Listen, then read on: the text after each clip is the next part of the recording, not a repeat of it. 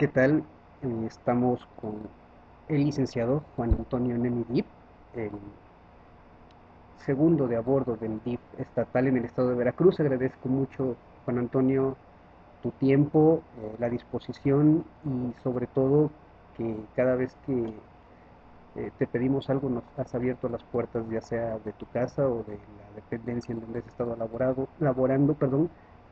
Te agradezco mucho, muchísimas gracias y gracias por permitirnos entrar un poco a la intimidad del personaje, del servidor público, de alguien que ha hecho las cosas bien, y no lo digo yo, pero sobre todo del paisano, del amigo y con todo respeto del hijo de tu padre, don Jorge, a quien admiro y sigo respetando profundamente. Gracias, Toño, por esta charla que vamos a tener. Gracias por creer que puedo aportar algo a tu público. Es una enorme distinción. Y este es tu espacio, tu casa, es tu opción. Muchísimas gracias. Fíjate, Toño, después de tantos años que tenemos de conocernos, yo me acuerdo que la primera vez que te vi fue allá en Córdoba en la biblioteca de la UB. Tu padre estaba al frente de la biblioteca, de la librería universitaria, perdón, no es la biblioteca. En aquella ocasión llegaste con un overol y una playera verde, más o menos, y lo primero que hiciste fue abrir un libro de la colección Sepan Cuántos de Sor Juana Inés de la Cruz y leíste un verso de Sor Juana. Desde entonces yo dije, no, hombre, este señor ha de ser un verdadero estudioso de Sor Juana y por lo mismo ha de ser Sor Juanista. Pero después, volviendo a platicar unos años después sobre el tema, dijiste que no, que lo único que pasa es que te gusta Sor Juana Inés de la Cruz, eso es todo. ¿Cómo has logrado combinar, por un lado, esta parte de ser servidor público y por otro lado esta otra de la afición por la lectura, de interesarte por personajes de gran alto peso específico dentro de lo que es la cultura nacional? Mi mamá lo definía con precisión, con un enfoque claramente técnico.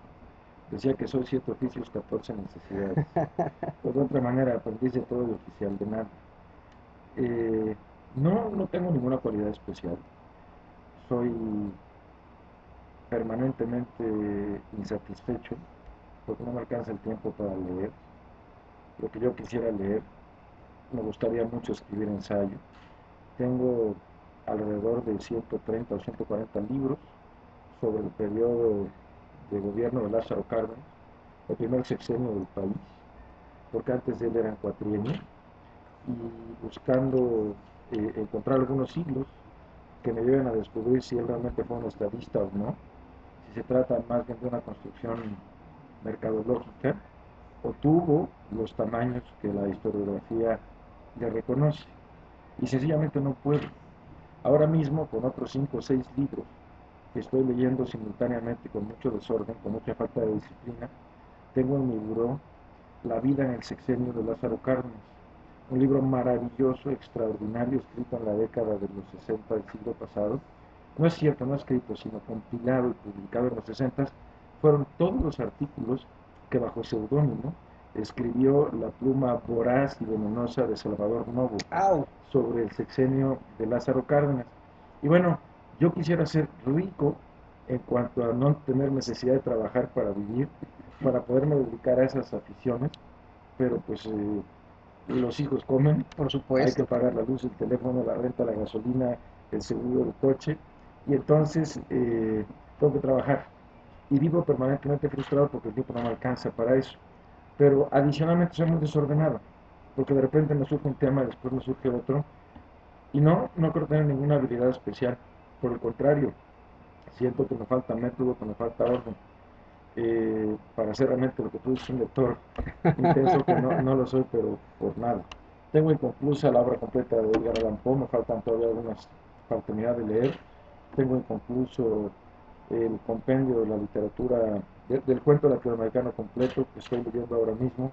Estoy leyendo una novela maravillosa que se llama Maderas de Noruega, que es la canción de los Beatles que le da título a una de las obras del premio Del Nobel. premio Nobel, sí. Una interesantísima novela sobre el suicidio, bueno, no sobre el suicidio de los jóvenes japoneses, pero que destaca la mentalidad de los jóvenes japoneses en los años 70 y 80. La de Y Yukio Michino. exactamente, no, realmente hay muchas cosas que tengo en proceso. Oye, Toño, todo este bagaje que tú traes, por supuesto, no es algo que se adquiere académicamente. Y sobre esto precisamente me gustaría platicar porque, digo, tuve la suerte, la fortuna de conocer a don Jorge, de tener una estrecha relación con él y don Jorge Nemi, por supuesto me pongo de pie, me quito el sombrero para hablar de tu padre, todo un señor en la extensión de la palabra, tenía una visión para las cosas increíble y supongo que es inevitable, algo de esa visión o te inculcó, o se te pegó, o le aprendiste, o le agarraste golpes, pero son no precisamente una copia al carbón, pero sí son puntos de vista objetivos muy similares. Cuéntanos, ¿por dónde viene? No, estás exagerando a nivel de la equivocación. Estás comparando la cabeza de un alfiler contra un furgón de ferrocarril. No ¡Auch! hay, no hay, no hay vínculo posible. Mira, mi papá emigró de su cultura, de su familia, a los 17 años de edad. Él había nacido en México, pero cuando tenía 8 años, su familia, sus hermanos, sus padres fueron de regreso a Siria. A los 17 volvió a México. Cuando llegó a México no hablaba español. Y la vida lo llevó con un concepto de lealtad y gratitud a permanecer todo el tiempo, hasta el último momento, junto a un tío muy querido, que hizo las veces de su hermano mayor, de su papá, hizo las veces de nuestro abuelo, mi tío Rafa, que era comerciante. Y entonces, en ese camino, mi papá se hizo comerciante también, pero no por gusto. Él nunca habría estado realizado con esa actividad, que yo diría que más bien le pesó. Pero así entendió su deber con la vida y así se condujo siempre. Sin embargo, era un hombre de letras. A pesar de que solamente estudió hasta la primaria, a pesar de que desde muy joven tuvo que trabajar y de manera intensa para conseguir los medios de vida, consiguió una cultura verdaderamente universal, portentosa, gracias a una cantidad de lecturas impresionante, eh, desordenada, sin método, pero con una universalidad, una profundidad dignas de admiración. Ya hubiera yo querido leer el 10 o el 5% de lo que leyó. Además, los últimos 19 años de su vida, como muy bien lo dices, fue librero, fue administrador de la librería de la Universidad Veracruzana de Córdoba, algo que siempre le agradeceré a Rafael Hernández Villalpando, que mientras yo estaba viviendo en Barcelona como becario, y él siendo rector de la universidad, lo nombró administrador de la librería, que fue un regalo de vida para mi papá, porque estuvo casi 2 décadas entre libros, que eran su verdadera pasión. Con una memoria muy buena, mi papá, cosa que yo tampoco tengo, y una gran capacidad de interpretación de la realidad. Era muy discutidor, muy Bastante, polemista, bastante, era sí. muy pertinaz en la defensa de sus puntos de vista y a veces era poco tolerante, pero era verdaderamente un hombre universal en toda la extensión de la palabra. Y por supuesto hacía una crítica profunda a los textos sagrados porque los conocía de cabo a rabo, hacía una crítica de la Torá porque la había leído y la sabía de memoria, y conocía el Islam y conocía de las corrientes filosóficas y de la historia universal.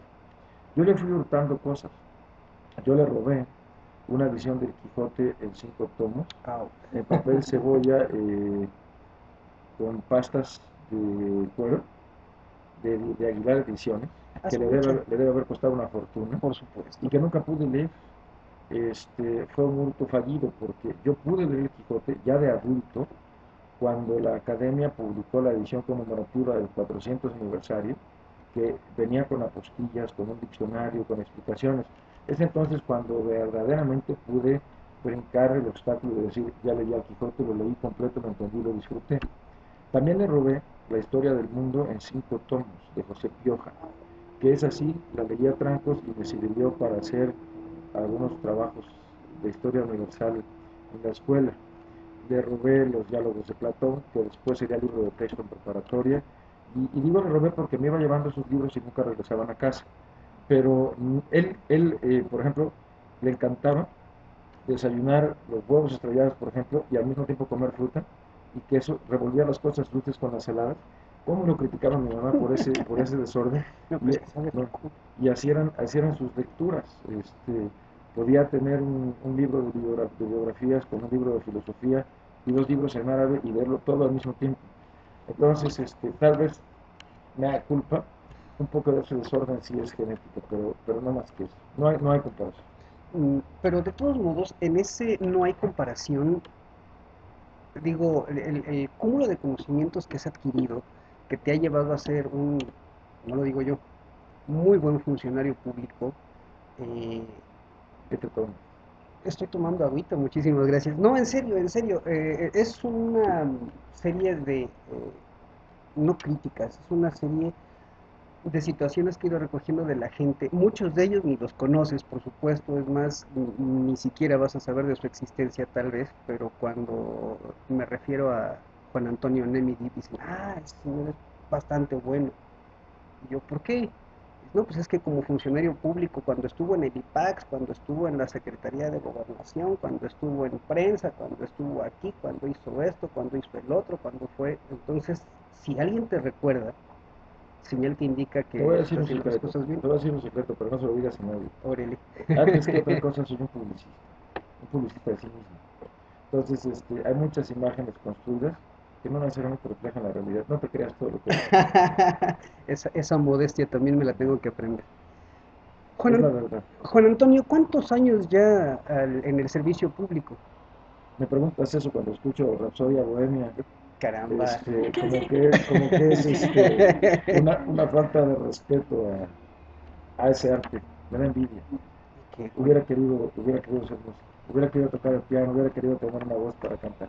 Pues caramba, Fito Páez también tiene muchísimo tiempo como cantante, como compositor y se ha metido en la política sin necesidad de ser ¿De quién hablas? político. Fito Páez. Ah, no, bueno, pero eso te pasa bien. Bueno.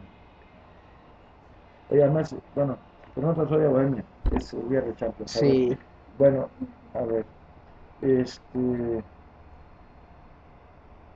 creo que por encima de todo, uno tiene que aprender a sentirse bien consigo mismo. Si tú no logras el equilibrio entre los deberes y los placeres, estás frito. Llegar a la renuncia total del placer me parece sinceramente una aberración, me parece algo disfuncional. Y el contrasentido, abandonarse a la molicie sin atender a un mínimo de obligaciones con los demás, pues es un sinsentido y una carencia de razón de ser en la vida. Yo creo que hay que gozar lo que se hace. Para que tengas el derecho de hacer lo que te gusta, tienes que aprender a que te guste lo que haces. Y es mi caso. Cuando yo salgo de la oficina, y no es pose, te lo digo sinceramente, cuando salgo de la casa hacia la oficina, voy a disfrutar.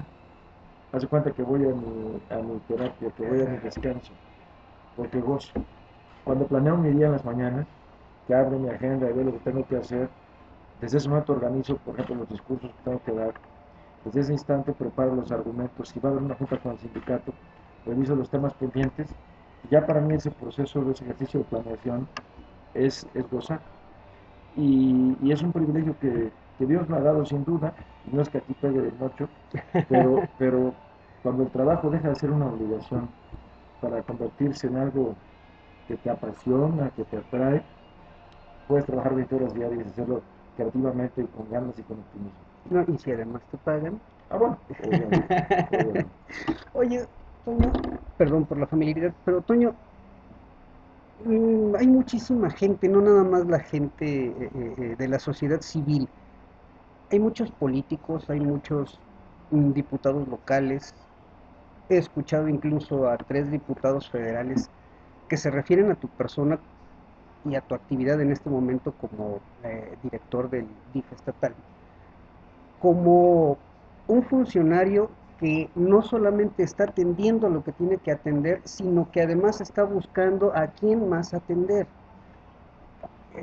¿Cómo le haces? Porque, digo, el día nada más tiene 24 horas y la gente que me ha hablado de ti tal parece que trabajas 26, 27 horas al día y estás haciendo las cosas bien, de lo contrario no estarían hablando de ti de esa forma y se refieren a ti como una persona de bastante y buen trabajo. A ver, soy buen administrador y la clave para ser un buen administrador es saber delegar. Saber delegar se puede traducir como transferir responsabilidades. Yo actúo bajo el principio de la buena fe, aunque no es usual en la política y tampoco en la administración. Yo no ando supervisando lo que hacen mis compañeros de trabajo. Yo establezco cargas y confío en que las van a cumplir con lealtad a la institución, con responsabilidad y aportando su mayor acúmulo de recursos intelectuales, materiales, su disposición y su ánimo. La desconfianza viene en caso de que ellos traicionen un pacto implícito, pero normalmente me funciona. Yo asigno tareas y las tareas se van cumpliendo y eso me permite diversificar. El DIF es, por su propia naturaleza, prácticamente un gobierno paralelo. No es que andemos buscando a más gente a la cual atender. El tema es que el DIF tiene por función esencial la compensación, la restitución de derechos a los grupos vulnerables. Y cada vez hay más vulnerabilidades. Por ejemplo, antes no se consideraba una vulnerabilidad social el tema de las adicciones. Los nuevos enfoques sociológicos asumen que la familia de un adicto se vuelve vulnerable, que el propio adicto se vuelve vulnerable, que la sociedad tiene que pagar costos altísimos por las personas con adicciones en materia de productividad, de legalidad, de violencia, de delincuencia. Entonces, hoy se asume que todo el tratamiento de las adicciones es el capítulo de la vulnerabilidad que corresponde a esa patología. Antiguamente ni siquiera se contemplaba el asunto de las familias víctimas de violencia, particularmente de las mujeres. Entonces, la agenda de vulnerabilidades ha ido creciendo en la medida en que la sociedad toma conciencia de ellas. No es que antes no hubiera drogadictos, no es que antes no hubiera violencia intrafamiliar, es que era algo que no se consideraba relevante, que no se volteaba a ver. Entonces, las obligaciones del DIF van aumentando y aumentando en esa misma proporción. Yo no sé si en algún momento va a haber que separar, por ejemplo, las políticas de atención a los niños y las políticas de atención a los adultos mayores. En el gobierno federal anterior, la señora Landorreche, la anterior titular del DIF nacional, tenía la idea, que no era mala del todo, de separar todas las funciones del DIF de la relativa a la atención a la infancia. Por ejemplo, lo de discapacidad, lo de temas de violencia, lo de adicciones, todo eso ponerlo por un lado y dejar al DIF exclusivamente con los asuntos propios de la niñez. Y bueno, ante la magnitud de temas que abordan nuestra agenda, pues sí, tenemos muchas actividades cotidianas. Hay días, y esto es muy frecuente, y los muchachos de prensa te lo pueden decir, en que nos hacemos la competencia, con dos o tres eventos diferentes de manera simultánea.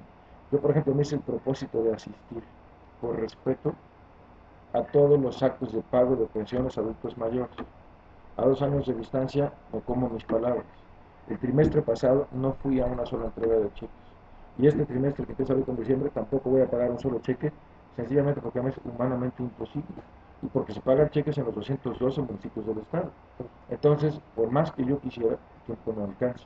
Y esto te obliga a compartir con tus compañeros de trabajo, que son muchos afortunadamente, y en general son gente capaz y comprometida con la chamba.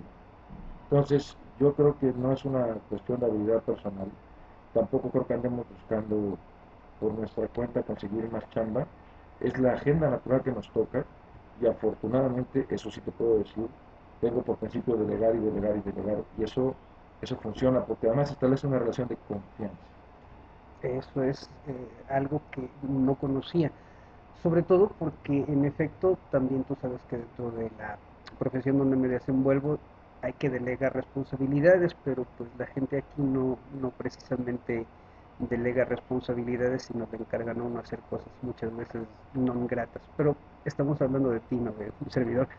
Y aquí sobre esto que me acabas de decir, te voy a decir el comentario que me hicieron de tu persona.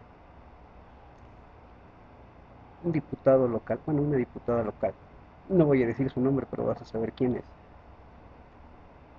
que dijo puntual, El licenciado Juan Antonio Nemidip es una persona a la que le he solicitado agua y si yo le digo que la quiero marca Patito, esa agua me trae. Le dije necesitamos apoyo en aparatos, este, ¿cómo se llaman? Funcionales para gente con discapacidad. Y me dijo que en la medida de lo posible iba a traer, le pedí 2 sillas de ruedas, le pedí muletas, le pedí, y todo lo que le pedí, todo lo trajo. Si un diputado local que hace gestión se expresa de esa manera, de un funcionario de nivel estatal como el tuyo, no quiere decir que este funcionario solamente está delegando responsabilidades, sino que dentro de la delegación de responsabilidades se está enfocando a que el trabajo que le encargaron salga y salga bien. A ver, dos cosas. Primero, ¿qué mérito tiene hacer mi trabajo? Si mi trabajo es distribuir los apoyos funcionales, ¿cómo caramba no los voy a distribuir cuando me acreditan que el peticionario sea o no un diputado, que son necesarios? Pues sencillamente se entregan y se acabó. Y por otra parte, hay que tener control de calidad. Esto es importantísimo. Más allá de las personas, con frecuencia los procedimientos burocráticos suelen complicar las soluciones, hacerlas innecesariamente largas y frustrantes. De suerte que sí, hay que aplicar medidas de control. Aquí hay una unidad de control de gestión que te permite saber si lo estás cumpliendo a la gente o no. Hay que recordar que desde hace tiempo en Veracruz funciona la afirmativa ficta y que tienes que estar pendiente de las peticiones de los ciudadanos y responder con toda claridad cuando no se puede o cuando no es viable. Pero si está en nuestras manos atender una petición, ¿por qué no lo vamos a hacer? Sea una diputada, digo, no tiene ningún mérito ninguno, no es de mi dinero, no los estoy cargando yo para llevarlos a la bodega. Digo, te agradezco el comentario, se lo agradezco a ella, pero simplemente estamos haciendo la chamba, no le veo, de verdad, no le veo nada extraordinario. Esto obviamente te diste cuenta hacia dónde estaba dirigida la pregunta y me lleva al siguiente tema, tomando en cuenta que muy poca gente sabe que además eres licenciado en Ciencias y Técnicas de la Comunicación. No, No, yo estudié ciencia política. ciencia política. ¿Y cómo es que llegas de repente de ciencias políticas al molcajete? Y no me preguntes cómo es que yo llego de biología al periodismo, ¿no? Pero, ¿cómo le No, no haces? es de repente. Desde muy chamaco tuve vocación por el ejercicio de la comunicación. Mi primer trabajo profesional fueron una serie de entrevistas que el Diario Mundo de Córdoba me compró a 1,500 pesos. Una entrevista que ocupó 4 planas que le hice a Irma Serrano, la tigresa, cuando era yo un chamaco, y la entrevista le gustó a Billy Scully, le gustó a Tom, me pagaron por ella. Eh, Entrevisté a Lola Beltrán en una entrevista muy memorable para un periódico de Juana Podaca, allá en Córdoba, Ah, se su llamaba mecha. Portal. Sí, Sí. estás hablando de la prehistoria, ya lo sé. No, no, no, pues Bueno, es que más o menos por esa época también andábamos bueno, haciendo pininos bueno, nosotros. pero el tema es que siempre he estado vinculado al proceso de la comunicación, me ha gustado escribir, y bueno, cuando llegué a la televisión, ya tenía yo 12 o 13 años haciendo radio regularmente. Yo empecé en la radio hace casi 20 años, En Córdoba en también. Córdoba, primero 91.3, después el grupo Roxa. No, no crees que fue una improvisación. No, es que me da risa porque, por ejemplo, 91.3 Fórmula Musical fue, en radio fue mi escuela, ahí a Pero operar cuando tú como, llegaste ahí, yo ya había pasado por ahí, pues sí, con un mundo de cosas, y sí, después con hoy la revista radiofónica. ah, su máquina, estamos hablando de La sí. prehistoria, la prehistoria. Entonces, cuando llegas al molcajete ya traes todo un cúmulo de aprendizaje que respecto a medios, no se te hace difícil y Tengo realizar. una ventaja importante. No todos tienen la oportunidad de estar de los dos lados del escritorio. Ah, Entonces, para saber preguntar hay que saber contestar. por supuesto. Y para saber contestar hay que saber preguntar. Entonces, eso ayuda mucho. Digamos que juego con background a favor. Hablando del background, ¿cómo le haces para poder desarrollar la revista llamada El Molcajete? Tengo una excelente productora, tengo el apoyo incondicional de Radio y Televisión de Veracruz y soy muy disciplinado. Para eso sí soy muy disciplinado. Si me dicen te paras aquí, aquí me paro. Si te dicen hoy de guayabera, hoy de guayabera. Hoy de corbata, hoy de corbata. Y bueno, creatividad. El molcajete nació de una manera muy sui generis. Te lo voy a platicar. Yo estaba haciendo radio, era el sexenio de Fidel Herrera. Y un día salí temprano de la chamba, llegué a la casa tuya Gracias. y estaba puesta la televisión. Entonces mi esposa, contra la costumbre, me subió la cena a la recámara. Empezó el noticiero de López Dóriga, duró 46 minutos con reloj en mano y todo fueron secuestros, muertos, sangre, sudor, lágrimas, devaluaciones, crisis políticas. No hubo una noticia buena, una. Terminó el noticiero y me volteo y le digo a Lucía, a mi esposa, oye, ¿cómo puede uno irse a la cama con esta frustración, con este nivel de estrés? Acababan de secuestrar a un empresario ferretero muy importante en el Distrito Federal. Digo, es pasmoso esto, o sea, si uno pone atención a las noticias, no dan ganas ni de dormirse ni de despertar. Y entonces me dice, ¿y por qué crees que yo no veo las noticias? Bueno, para mí fue como un shock espantoso, porque ella es licenciada en Ciencias de la Comunicación, y porque cuando yo estudié Política Internacional en Europa, ella hizo la especialidad propia de su área, y entonces, pues es un tema que ella conoce, ella es comunicadora, comunicóloga. El caso es que dije, ¿tú no ves noticias? Yo no veo noticias. ¿Y cómo te enteras? De lo que tú me platicas a la hora de la comida, de lo que cuentan mis amigas. Y dije, ¿por qué no ves noticias? Y me dice, porque renuncié a mi derecho de informarme con tal de no sufrir. Hace cuenta que fue una cachetada lo que me dio. O Por sea, supuesto. viniendo de ella, de mi propia esposa, o sea, familiarizada con los procesos políticos, y el caso es que me dieron las 3 de la mañana despierto. Al día siguiente me bañé, me rasuré, me vestí, y en lugar de ir a la oficina, me fui a ver a Sergio Villasana, que era director de RTV, y le dije, quiero hacer un programa de televisión. Me dijo, ¿estás loco? Le dije, no, quiero hacer un programa de televisión. Me dice, ¿para qué? Le dije, quiero mostrar las cosas difíciles en su cara más amena. Quiero disfrazarlo de entretenimiento, para ir creando un poco de conciencia cívica y para que la gente se vaya a la cama con alegría y con felicidad. Me dijo, yo no tengo problema, pero si quieres hacerlo tienes que pedirle permiso al gobernador. Tanto Sergio como yo pensábamos que no me iba a dar permiso al gobernador. Yo era jefe de la policía auxiliar. Así No hay es. nada más incompatible como jefe de policía con un programa de revista radiofónica. Por supuesto. Pues me fui a ver al gobernador y confieso aquí públicamente que le dije una pequeña mentira. Le dije, ya a tiempo pasado no me pueden hacer nada, ¿verdad? No, y Bueno, además ya no está en funciones. le dije, oye gobernador, el director de RTV me está invitando a hacer un programa de televisión, lo cual no era cierto, y que me firma la tarjeta. En ese mismo instante hice todo lo necesario para que a la semana siguiente estuviéramos al aire. Yo no sé si agarré dormido al gobernador o qué pasó, pero me autorizó a hacer el programa de televisión. Y contra lo que muchos pensaban, resultó exitoso.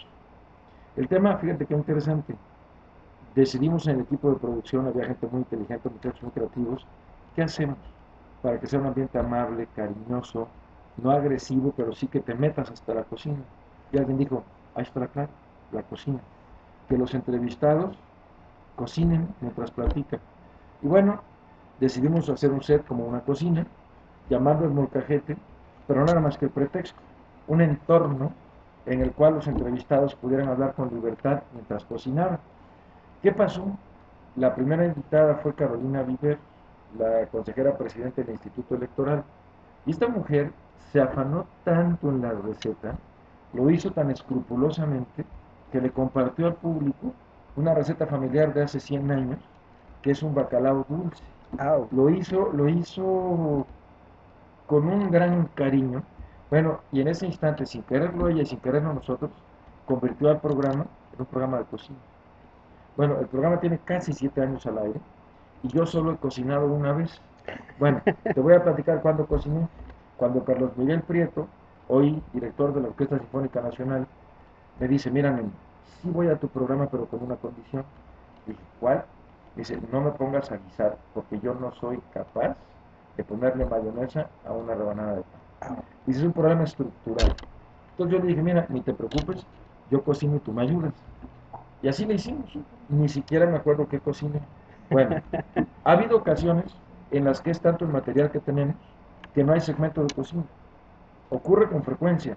Sin embargo, la gente dice que el molcajete es un programa de cocina. Y mucha gente, pero cuando te digo mucha, me dice, oiga, qué buenas están sus recetas. Lo veo dando recetas. Bueno, y nunca he dado recetas no, en molcajete.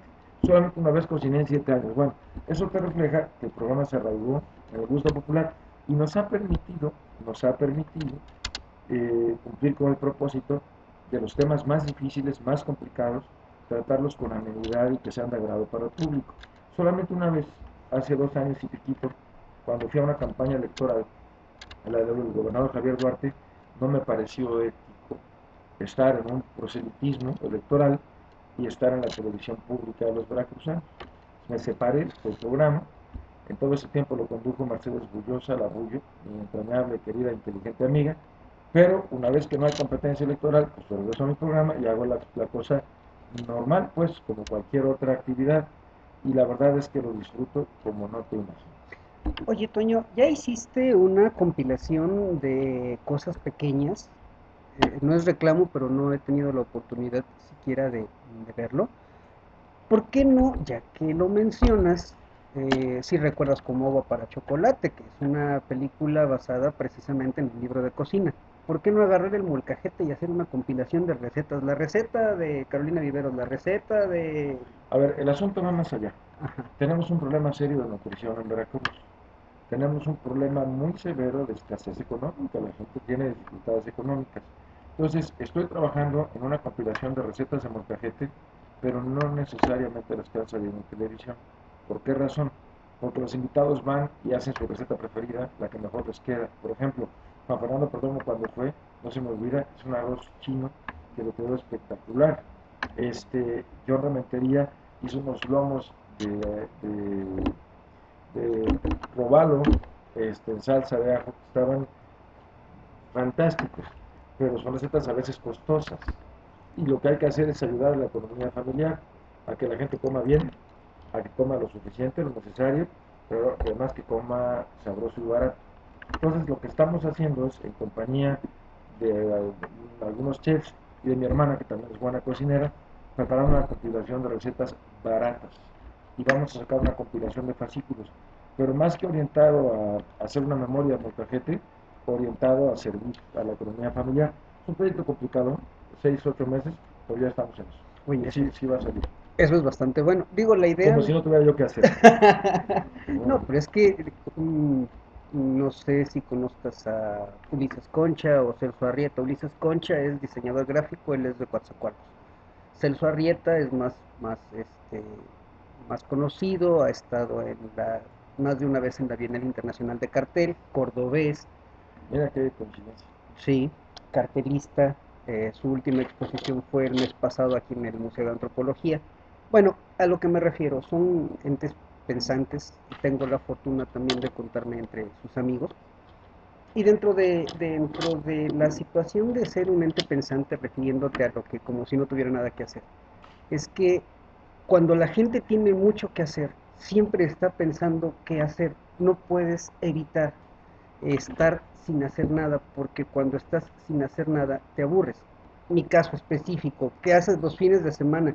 Si no me la paso en el Face checando quién subió algo, de dónde viene, checas si esta información es veraz, no te vayas a meter en problemas si difundes esta otra.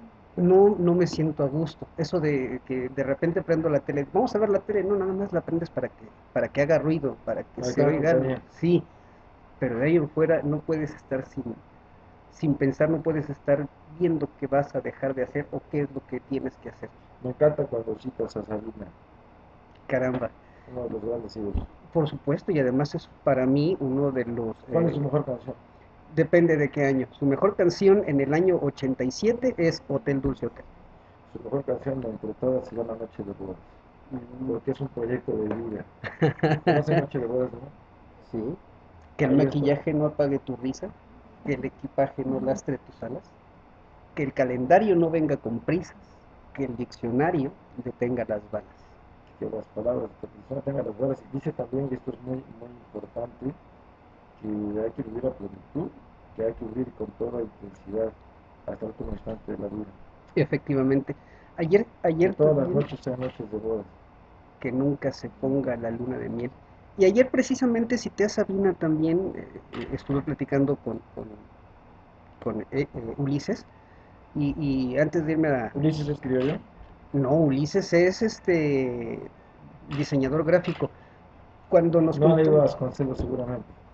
¿Quién dice que no? También ha leído Vasconcelos. Entonces escríbele. Bueno,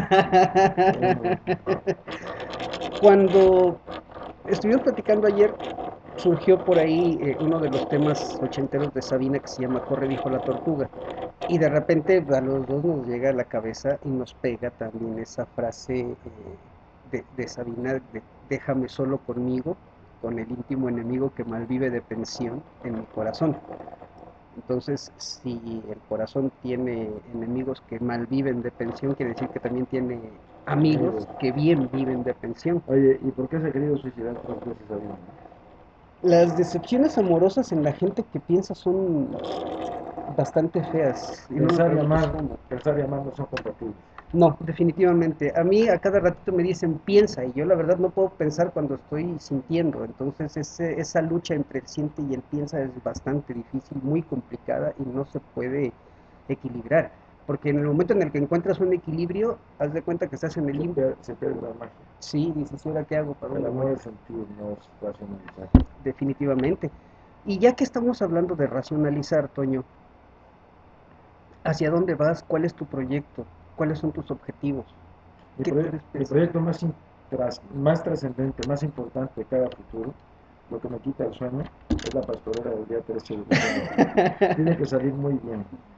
Ya faltan 6 días de ensayo y no me he aprendido el libreto, pero anoche estuve esta tarde tratando de hacer algunos trucos mnemotécnicos, porque es en verso, Sí, es teatro clásico y entonces me está costando trabajo, pero esa es mi prioridad existencial.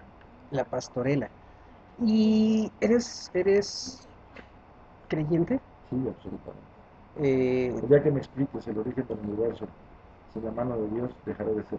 no, pues, la verdad no puedo, yo también soy creyente. Bueno, Digo, soy biólogo y como ente científico, entre comillas, pensante, me explico perfectamente el origen del universo según Oparin, pero no puedo explicarme el origen del universo, aún a pesar de Oparin, sin el concurso de la mano de Dios, ¿no?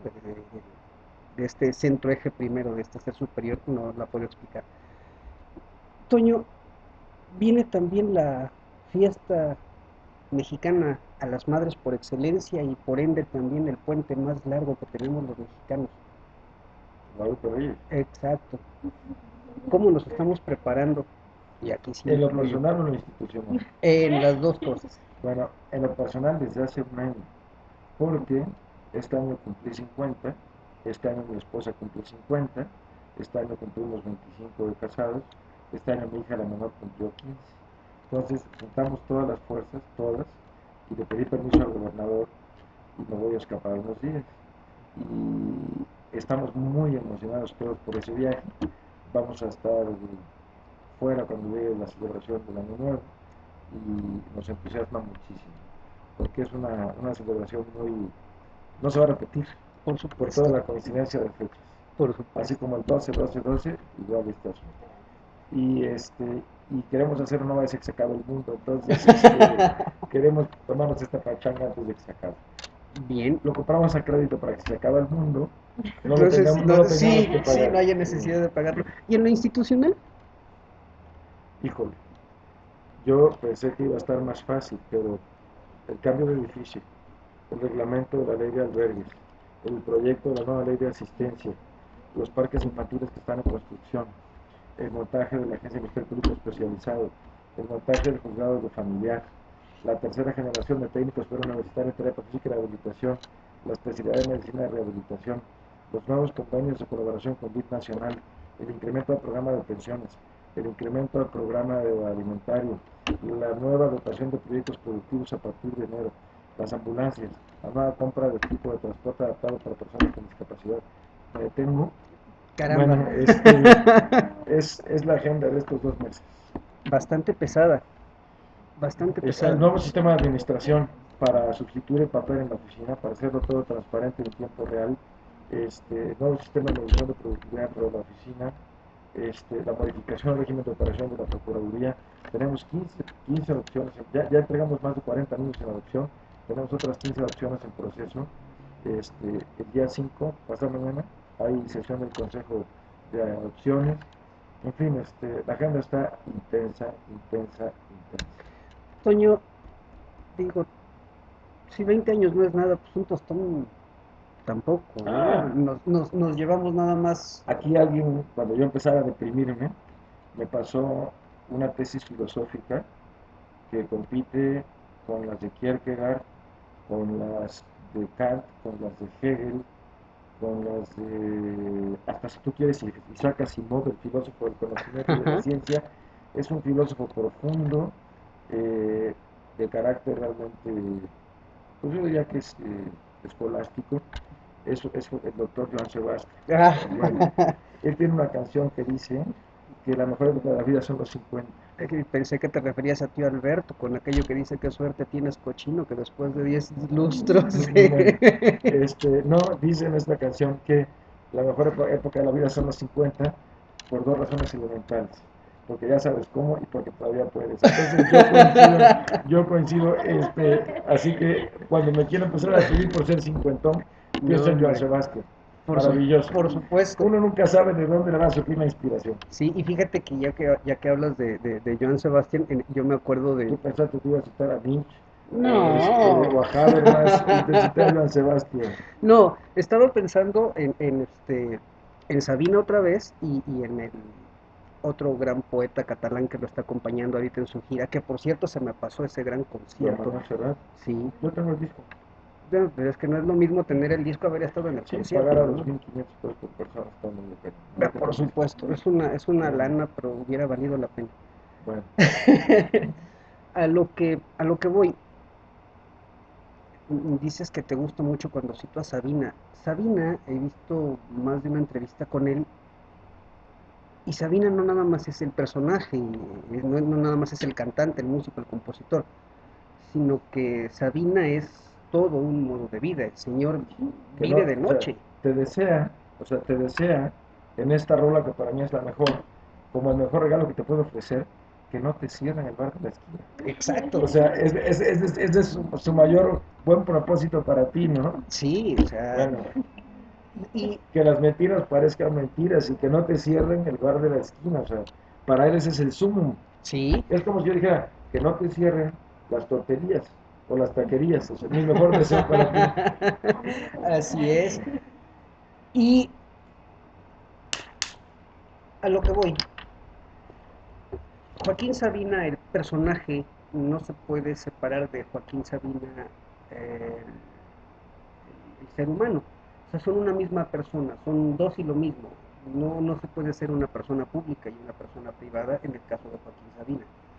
En el caso de Toño Nemi, por fortuna veo con mucho agrado que sí se puede ser Toño Nemi, el padre de familia, el esposo amoroso, y no, Tampoco te la creas. a ver, Bueno, a ver, tienes que preguntar en casa lo que opinan. Soy muy mal geniado, soy muy intolerante, he visto mucho de ser un buen padre. Confesión del director del DIF, con frecuencia me he zumbado a mis hijos, y ya estando grandulones besados sus nalgadas, algo que se opone a los principios de la buena educación. Este, a veces ando pleito con mi mujer, o sea, no, soy un ser humano como cualquier otro, con muchos defectos espantosos que no tienes que idealizar en absoluto porque después no quiero que te decepciones. O sea, un ser humano común y corriente al que también le huele la boca de repente, al que también tiene que ir al baño, o sea, olvídate, no, nada de eso. no, me decepcionaría si no fuera así, en serio, o No, sea, ya te ganaste una invitación a comer definitivamente. Bueno, no, ¿por qué lo digo? Es que es bien simple, Toño, cuando tú encuentras al ser perfecto, estamos ¿ya lo hablando, encontraste?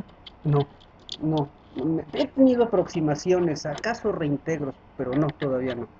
La última Ayer aproximación, subí a mi muro un video de los años 70 de Dave Martín cantando Amor Prohibido.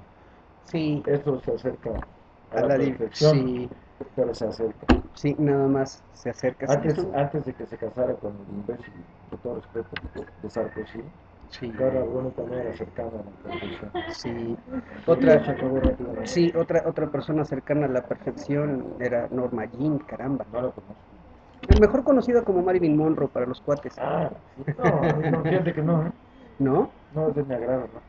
No, Para mí Santa Marilyn, la que cayó de mi gracia fue Salma Mamacita Hayek, Chihuahuas, no. pero bueno, eso A ver, otras No me situaciones. puedes decir nada de los ojos color morado de Elizabeth No, Taylor. no, no, ahí sí no puedo poner ningún pero, Bueno, bueno.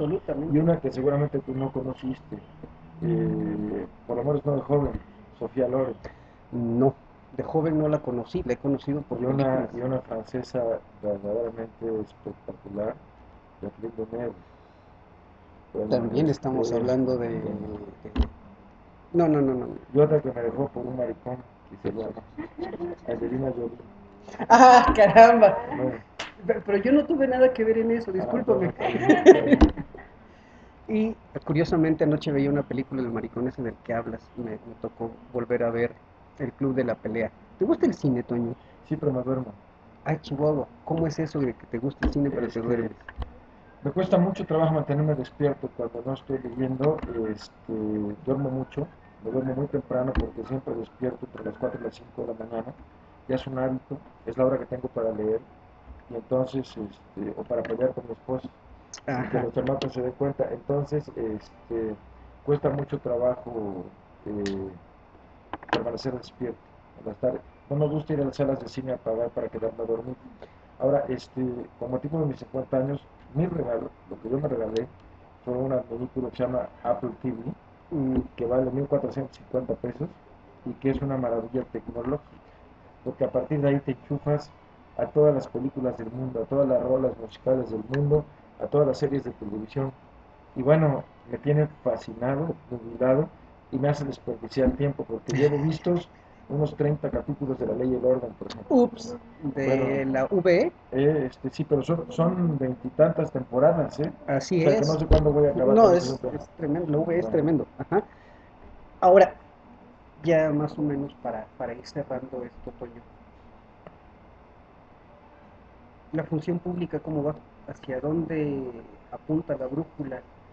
¿Cuál es el la siguiente brújula paso? apunta a que me paguen la siguiente quincena, que me paguen el aguinaldo y a tener puntualmente cubiertas las prestaciones de los compañeros.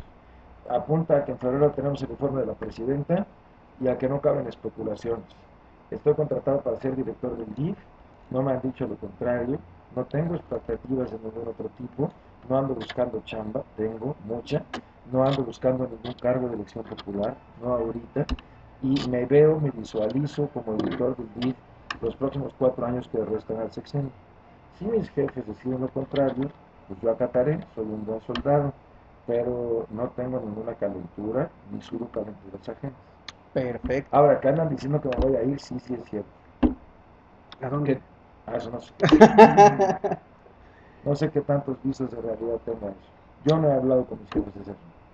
Oye, Y por supuesto trataré de no hablar. eso es mucho mejor. ¿Y Córdoba? Bien, ¿Cómo? gracias. ¿Y tú? No, pues excelente, pero ¿cómo ves, no la ciudad de los 30 caballeros, sino el entorno cordobés? Hace 13 años y medio, por necesidad, por tener que trabajar para vivir, yo dejé Córdoba. Vendimos nuestra casa, nos fuimos primero a Veracruz, después vinimos a Jalapa. Tuve una temporada, los últimos 7 años, muy intensos, de no fallar un fin de semana a Córdoba, porque enfermó mi mamá, al cabo del tiempo murió, me enfermó una tía que era como mi segunda madre, como mi abuela, que también murió, y finalmente mi papá. Entonces mis hijos estaban muy chicos y tuvieron que pasar esa temporada muy demandante, muy exigente, pero eran viajes familiares, de ir y venir a la carrera, de mucho desgaste, de miles de kilómetros en carretera. Ahora que ya no está ninguno de los tres, mis visitas de Córdoba son mucho más espaciadas y nunca ninguna de ellas con una visión política. Yo tengo ya pues casi 14 años fuera de Córdoba y sería inmoral, deshonesto, que yo pretendiera a estas alturas tener soluciones para la problemática de Córdoba cuando yo vivo aquí, en Jalapa. Entonces, sigue siendo mi terruño amado, sigue siendo la tierra de mis recuerdos, de mi familia, donde está la casa paterna, donde crecí, donde estudié, pero hace 14 años casi que no vivo allí. Entonces, Córdoba, bien, gracias. Sigue, Con mi amor sigue, siempre. sigue siendo la única ciudad netamente española de toda la Nueva España y que ostenta el escudo de armas de Castilla y Aragón y le paramos. Y del rey Carlos V. Pues por eso el escudo de Castilla y Aragón y es la única. ¿Sí sabes cuánto costó ese escudo a la ciudad en ese momento? Pagó unas costas reales, sí. Sí, 100 pesos oro para sostener la guerra entre España y Francia en aquella época. Por cierto, los títulos de caballeros nunca le llegaron a la flota. pero fueron pagados. Ah, no, eso sí, 80 pesos oro también para que llegaran los títulos. Los pueden Mm, reclamar ahorita, pero ya están muertos. pues sí, pero ya para qué te cuento, allá los cordobeses, ¿Tú sabías que en España hay un tribunal especializado en los litigios entre herederos de los títulos nobiliarios que se los disputan? sí, Y que hermanos se los disputan a hermanos y que uno que es conde de repente deja de serlo. sí, sí lo sabía. Afortunadamente muchos cordobeses no lo saben. Dije muchos, no sé. Bueno, obviamente yo no tendría ni siquiera la posibilidad. Bueno, podría yo ser conde de Damasco o marqués de Homs, o de Zapica, pero No, pues, nada. duque del Sopilote en mi caso, ¿no? Mínimo. Sí, sí, sí, sí, conoces también la historia de la piedra del Sopilote de allá de Córdoba. Ni siquiera sabías de la piedra del Sopilote. En Una Veracruz, razón más por la que no voy a ir a competir. órale, en Veracruz existen básicamente dos lugares denominados mágicos, con unas piedras enormes que se les atribuye un origen fuera de la tierra. Una de ellas El es cementerio de Orizaba. Córdoba, que es la piedra del Sopilote, y Piedra Móvil, en la carretera No, vieja Córdoba-Veracruz. ese está en el municipio de Cutlava, pero a ver, en Orizaba, en el Panteón Orizaba, hay un monolito de 30 toneladas, que entonces estamos hablando de tres, pero Ajá. ¿cuál es la del Sopilote? Esa no me la sé. La piedra del Sopilote está pasando el barrio de las Conchitas, pasas el puente, aquel puente donde se filmó El esperado amor desesperado, la película, pasas el La barrio de las novela El Conchitas, llanto de la tortuga de Emilio Carballido, sí, que las fue dos son de llevada Emilio con Carballo, María Teresa Rivas y la otra que se llamaba, la mamá de Juan Ferrera, ¿cómo se llamaba? no me acuerdo, Ofelia Ofelia Guilmén, Guilmen. las dos protagonistas de esa maravillosa. Además, la música espectacular. No se pierdan, no se pierdan El esperado amor desesperado, filmado en Córdoba. Sí, bueno, te digo, ya subes, pasas la vía de las Conchitas y empieza el barrio del Sopilote. El barrio del Sopilote no es muy grande, o por lo menos no lo era cuando yo vivía ahí. eh, Hacia, que serán un par de kilómetros hacia donde, ya no sé cómo esté, era una ermita, donde oficiaban, bueno, donde daban los oficios religiosos, tendría 5 o 6 años. Junto a la ermita hay un monolito enorme, más o menos igual de 30 toneladas, al que encima le pusieron una cruz y visto desde cierto ángulo parece un sopilote con las alas estiradas tomando el sol, o por lo menos un ave tomando el En sol Córdoba, en Córdoba. Por eso le dicen la piedra del sopilote. Y hay una foto por ahí también de esa ermita ¿qué junto con la dirección piedra del es? sopilote. La colonia se llamó El Sopilote, San Martín de Porres, no sé cómo se llama ahorita, pero sí es El Sopilote y digo, ahí pasé mi infancia en esa colonia. Debe haber. Está ese monolito muy pesado, demasiado pesado que con maquinaria no lo han podido arrancar, pero llegas, igual que con piedra móvil, lo mueves con un dedo. Dícese, cuenta la leyenda, que tanto ese lugar, la piedra de Sopilote, como piedra móvil, por ahí son los puntos marcados por Quetzalcóatl en su vida hacia Coatzacoalcos, antes de hacer la pira fúnebre y aventarse en ella para irse definitivamente de estas tierras y decir que regresaría posteriormente. Por eso fueron también aceptados los hombres blancos y barbados que venían en sus cascaritas de nuez llamadas carabelas. Pero bueno, tienen que ver esa esos puntos estratégicos geográficos con la leyenda de Quetzalcóatl. No me preguntes por qué, eso sí lo desconozco y seguramente Aquileo, sí conociste a Aquileo, bueno, Aquileo seguramente sí lo sabía, porque esos puntos tienen una distancia exactamente multiplicada al cuadrado, es la distancia de Piedramóvil a Coatzacoalcos en línea recta. ¿De verdad? Sí, señor. Entonces, digo, es mucha información ahí que no he podido procesar por razones similares a las tuyas, exceso de trabajo, y yo quisiera también clavarme más sobre el aspecto historiográfico de Córdoba, pero pues ya no se puede, ¿no? Ya hice lo que tenía que hacer y ahorita que quiero hacer más, pues ya no puedo o ya no hay tiempo para hacerlo. Toño, ya hablé demasiado de mí, estábamos hablando de ti, algo que se nos haya quedado en el tintero, algo que esté pendiente, algo más que quieras decir. Da chance para otra entrevista.